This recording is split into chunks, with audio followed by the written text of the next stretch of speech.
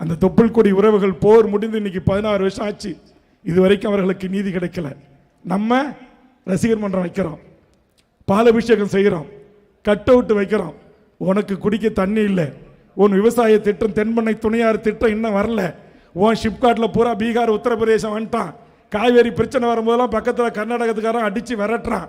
அங்கேருந்து ஒசூருக்கும் ராயக்கோட்டைக்கும் நடந்தே வர மூட்டை முடிச்சிய கையில் ஏற்றிக்கிட்டு நம்முடைய தமிழினம் நாதியற்ற இடமா இருக்குது. கேரளாவில் அடிக்கிறான்.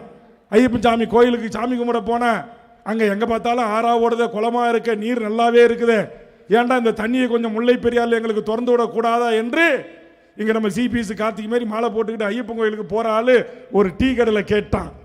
கேட்ட உடனே அங்கேருந்து தமிழை வந்து டீ கடையில் சட்டமாட பேசுகிறேன்று கொதிக்கிற அந்த வெந்நீர் பாயரை தூக்கி சாந்தவேல் என்கிற அந்த தமிழன் மூஞ்சிலே ஊற்றி கொதிக்க கொதிக்க துடிதுடித்து செத்தான். ஒரே ஒரு முதலாளி அப்பாவி அவனை தூக்கி கொண்டு போய் மருத்துவமனையில் சேர்க்கலை. பாலாற்றில் 55 அணையை கட்டிட்டான் சந்திரபாபு நாயுடு. ஒரே ஒரு ஆள் கேட்க நாதி இல்லை.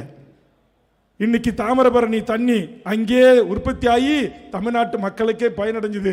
அதில் பெப்சிகோக்கு தண்ணீரை உறிஞ்சி கோடிக்கணக்கான மில்லி லிட்டர் இன்னைக்கு பெப்சாவும் கோக்கியாவும் மிராண்டாவும் நம்மக்கிட்ட விற்றான்.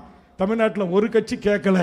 ஒரே ஒரு கட்சி 2000 பேரை திரட்டி அந்த கங்கை கொண்டான் பெப்சிகோக்கு ஆலையை முற்றுகையிட்டு தன் உயிரை போனாலும் பரவாயில்லை என்று காவல்துறையின் கண்ணீர் புகை குண்டுகளையும் லட்டியடிகளையும் தாங்கி ரத்தம் சிந்தி அந்த ஆலையை மூட வைத்த கட்சி தமிழக வாழ்வுரிமை கட்சி.